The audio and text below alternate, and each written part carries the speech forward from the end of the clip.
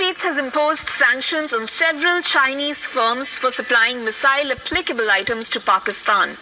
The US State Department has said that the companies have been involved in supplying Pakistan's ballistic missile program. अमरीकी महकमा खारजा ने कहा है कि उनका मुल्क पाकिस्तान के बैलिस्टिक मिसाइल के प्रोग्राम के लिए आलात फराहम करने वाली कंपनियों और एक फर्द पर पाबंदियां आयद कर रहा है। राजनाथ साहब को अल्टीमेटली हो सकता है अमेरिका को खुश करना चाहता हो, अमेरिका को भारत को खुश करना चाहता हो, और ये शायद उसी का एक रिजल्ट और एक इम्पैक्ट। पाकिस्तान को कितना बड़ा थ्रेट होने जा रहा है इससे? देखिए, भारत की बहुत बड़ी कामयाबी है।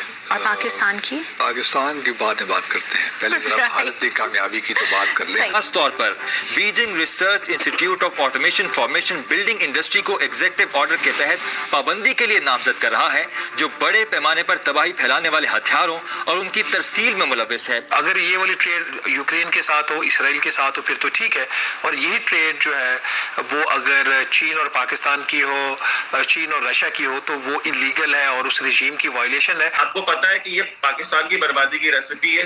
अमेरिका के बिना पर काम चल नहीं सकता। जितने फौजी हैं उनके बच्चे कहाँ रहते हैं, कोई चाइना में नहीं रहता। ये कुछ टेक्निकल चीजें हैं कि वो ये कह रहे हैं कि चाइनीज जो कंपनी है उसने नॉन MTCR कंट्री को कुछ बेचा है, लिहाजा वो पाबंदियों की जद में आ गई, तो पाकिस्तान भी जद में आ गया। कोई नई बात नहीं है। जो स्टेट डिपार्टमेंट ने तौजीह पेश की, उन्होंने कहा क्योंकि जो पाकिस्तान और चाइना जो है एक इनफॉर्मल अंडरस्टैंडिंग है, जिसे कहते हैं कि मिसाइल टेक्नोलॉजी कंट्रोल रिजीम है एक। ये जो 7 G7 के कंट्रीज हैं, पहले इन्होंने एग्री किया था, फिर इसमें 35 और ममालिक भी शामिल हैं। ये कोई बाकायदा एक ट्रीटी नहीं है, बल्कि इनफॉर्मल एग्रीमेंट है कि कोई भी इस तरह की टेक्नोलॉजी का जो ट्रांसफ़र है, जिससे बड़े पैमाने पर वेपन्स ऑफ मैस डिस्ट्रक्शन बनाए जा सकते हैं, या मिसाइल टेक्नोलॉजी या न्यूक्लियर टेक्नोलॉजी ट्रांसफ़र हो, तो उसको वो डिस्करेज करेंगे और इसकी सर्विलेंस करेंगे। तो पाकिस्तान और चीन तो इस इनफॉर्मल फ्रेमवर्क का हिस्सा नहीं है, तो उनका ये कहना है कि ये जो कंपनीज हैं ये इसमें इन्वॉल्व हैं। अब जो पाकिस्तान है, अगर आपको याद हो तो इस साल अप्रैल में भी कोई 4-5 कंपनीज जो हैं, एक बेलारूस की थी, बाकी चीन की थी, उन पर भी इसी तरह की पाबंदियां आयद की गई थी।